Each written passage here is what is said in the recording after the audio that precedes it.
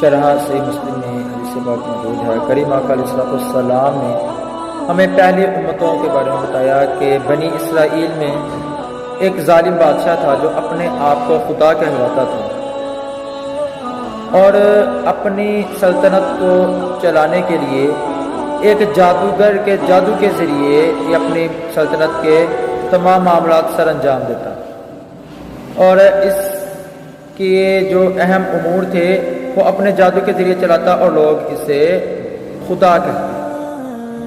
جب وہ جادوگر پورا ہو گیا تو اس نے بادشاہ سے کہا کہ بادشاہ سلامت، میں بوڑھا ہو گیا ہوں اور عنقریب میں مر جاؤں گا، تو اس سے پہلے تم میرے پاس کسی کو بھیجو تاکہ میں اسے جادو سکھلا دوں اور پھر وہ تمہاری سلطنت کو چلاتا رہے۔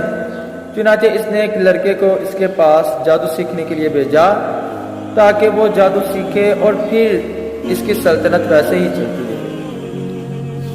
اب وہ لڑکا جو اس کے پاس جادو سیکھنے کے لیے جاتا تو رستے میں ایک راہب کا گھر تھا جو اللہ تعالیٰ کے دین کی تبلیغ کرتا، کہ جتنے بھی انبیاء کرام آئے آدم علیہ السلام سے لے کر آقا علیہ السلام تک، تمام کی دعوت ایک ہی تھی کہ اللہ تعالیٰ کو ایک مانو اور اس کا کوئی شریک نہیں۔ اب جب بھی یہ جادو سیکھنے کے لیے جاتا تو رستے میں اس راہب کے پاس چلا جاتا اور جو بنی اسرائیل کے علماء ہیں ان کو راہب کہا جاتا اور اس سے دین حق کی باتیں سیکھتا۔ اس نے اتنا دین سیکھ لیا کہ ایک دن یہ جا رہا تھا کہ رستے میں کیا دیکھا کہ لوگوں کا ازدحام ہے اور ایک بہت بڑے جانور نے ان کے رستے کو روکا ہوا ہے۔ یہ آگے بڑھا اور ایک کنکر میں بسم اللہ پڑھ کے جب اس نے اس جانور کو مارا تو وہ جانور ہلاک ہو گیا اور لوگ جو تھے ان کا راستہ رواں دواں ہو گیا۔ اب یہ لڑکا جب اس راہب کے پاس پہنچا اور اس نے اس راہب کو اس تمام معاملہ بتایا تو اس راہب نے کہا کہ بیٹا تو اللہ تعالیٰ کے قرب کو پا چکا ہے اور اب تجھ پہ بہت بڑی آزمائش آئے گی، لیکن اگر تم کسی آزمائش میں مبتلا ہو جاؤ تو تم کسی کو میرا نام مت بتا۔ اس نے کہا ٹھیک ہے۔ اب اللہ تعالیٰ نے اس کی زبان میں اتنی تاثیر پیدا کر دی کہ کوئی بھی بیمار آتا، کسی قسم کا بھی بیمار آتا، برس کا اندھا کوئی بھی آتا تو یہ اللہ کا نام لے کے پھونک مارتا تو وہ شفا یاب ہو جاتا۔ اب اس ظالم بادشاہ کا وزیر جو کہ آنکھوں سے اندھا ہو گیا اور کسی نے اس کو بتایا کہ بھی فلاں جگہ ایک اللہ کا بندہ بیٹھا ہے جو اللہ کا نام لے کے پھونک مارتا ہے اور ہر قسم کا مرض جو ہے وہ بہتر ہو جاتا ہے۔ اس نے بڑے طبیبوں کو، بڑے حکیموں کو دکھایا لیکن تمام نے اس سے جواب دے دیا۔ یہ اس لڑکے کے پاس چلا گیا اور اس نے کہا کہ مجھ سے جتنی چاہے دولت لے لو، سب کچھ لے لو، لیکن میری آنکھیں مجھے لوٹا دو۔ اس نے کہا کہ یہ میں تو نہیں کرتا، یہ تو اللہ تعالیٰ کا کام ہے، تو تم اللہ تعالیٰ کا جو ہے وحدانیت کا اقرار کر لو تو میں تمہیں اللہ تعالیٰ کے نام کے ذریعے دم کروں گا، اللہ تعالیٰ تمہاری آنکھیں لوٹا دے گا۔ اس نے کہا ٹھیک ہے۔ اس نے اللہ تعالیٰ کی وحدانیت کا اقرار کیا، اس نے اللہ کا نام لے کے جب پھونک ماری تو اس کی آنکھیں واپس لوٹ آئیں۔ یہ بادشاہ کے دربار میں آیا اور بتایا کہ میری آنکھیں لوٹ آئی ہیں۔ بادشاہ تو نہیں بلکہ تمام کائنات کا بادشاہ وہ اللہ ہے جس نے میری آنکھیں لوٹا دی۔ بادشاہ نے کہا یہ کام کس نے کیا؟ اس نے بتایا کہ فلاں جگہ ایک اللہ کا بندہ ہے جس نے میرے آنکھوں کو لوٹا دیا۔ بادشاہ نے سپاہیوں کو بھیجا اور اس لڑکے کو بلوا لیا۔ جب وہ لڑکا آیا تو بادشاہ نے دیکھا اور کہا کہ واہ، تو اتنا زیادہ جادو سیکھ گیا، تو اپنے استاد سے بھی زیادہ بڑھ گیا۔ تو اس لڑکے نے کہا کہ بادشاہ یہ جادو کے ذریعے نہیں بلکہ یہ اللہ تعالیٰ کے کرم سے ہوا۔ اس نے کہا کون اللہ؟ میں خدا ہوں، سب کا خدا میں ہوں۔ اس نے کہا تمام کائنات کا مالک و خالق وہ اللہ ہے جس نے مجھ پر یہ کرم کیا کہ میں نے اس کے نام کے ذریعے بیماروں کی مشکل کو آسان کر دیا۔ بادشاہ بڑا برہم ہوا اور بادشاہ نے کہا کہ اس اللہ کا نام لینا چھوڑ دے وگرنہ میں تجھے ہلاک کر دوں گا۔ اس نے کہا کہ ٹھیک ہے، میں اس کا ہی اقرار کروں گا، میں اللہ تعالیٰ کو ہی ایک مانوں گا۔ بادشاہ نے اپنے سپاہیوں کو حکم دیا کہ جا کے اسے سمندر کے درمیان گہرائی میں اسے ڈبو دو تاکہ یہ ہلاک ہو جائے۔ سپاہیوں نے اسے اپنے ساتھ لیا، کشتی میں بیٹھے اور سمندر کے بیچ جا کے اسے جب ڈبونے لگے تو اس نے خالق کائنات کی بارگاہ میں دعا کی، اے میرے مالک و مولا، تو مجھے جس طرح بچانا چاہتا ہے تو مجھے ان ظالموں سے بچا لے۔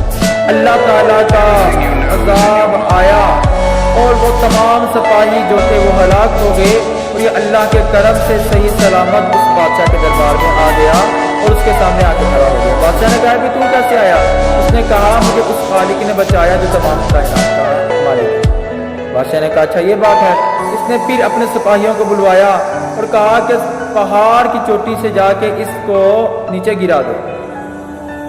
وہ سپاہی اسے ساتھ لے کے پہاڑ کے چوٹی پہ چلے گئے، اور پہاڑ کی چوٹی پہ جا کے جب انہوں نے اسے گرانا چاہا تو اس نے پھر وہی دعا کی کہ اے مالک و مولا، تو مجھے جس طرح بچانا چاہتا ہے ان ظالموں سے مجھے بچا لے۔ چنانچہ زلزلہ آیا اور اس زلزلے میں وہ تمام کے تمام سپاہی ہلاک ہو گئے۔ یہ صحیح سلامت واپس بادشاہ کے دربار میں آ کے کھڑا ہو گیا۔ بادشاہ حیران ہو گیا کہ یہ کیا ماجرا ہے۔ تو بادشاہ نے کہا کہ تو مجھے بتا تجھے یہ سب کچھ کس نے سکھایا؟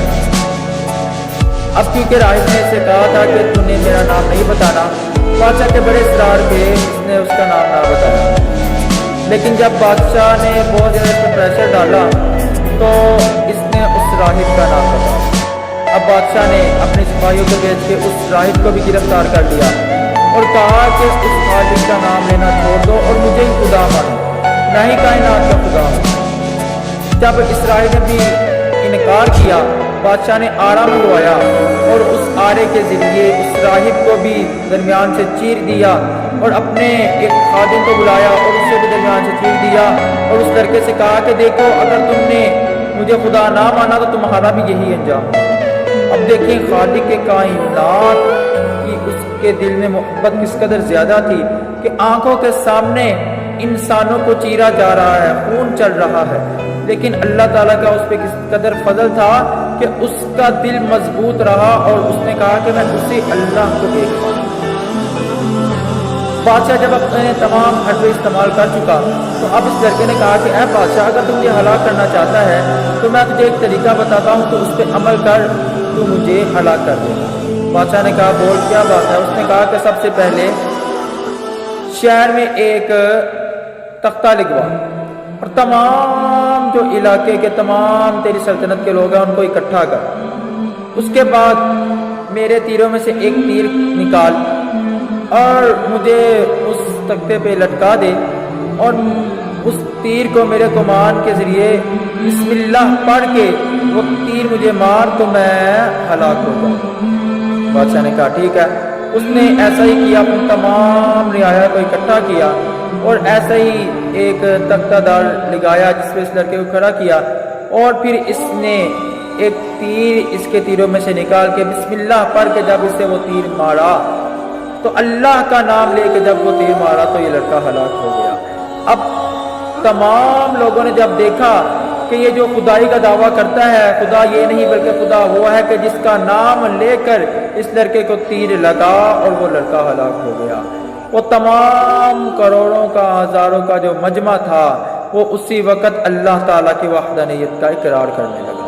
بادشاہ بڑا پریشان ہو گیا کہ یہ کیا ماجرا ہو گیا ہے۔ یہ تھا اللہ تعالیٰ کا خاص کرم کہ اس نے تمام لوگوں کو یہ ظاہر کروانا تھا کہ کائنات کا مالک وہ نہیں جو جادو کے ذریعے سلطنت کو چلا رہا ہے، بلکہ کائنات کا مالک وہ ہے جو تمام چیزوں کا مالک ہے۔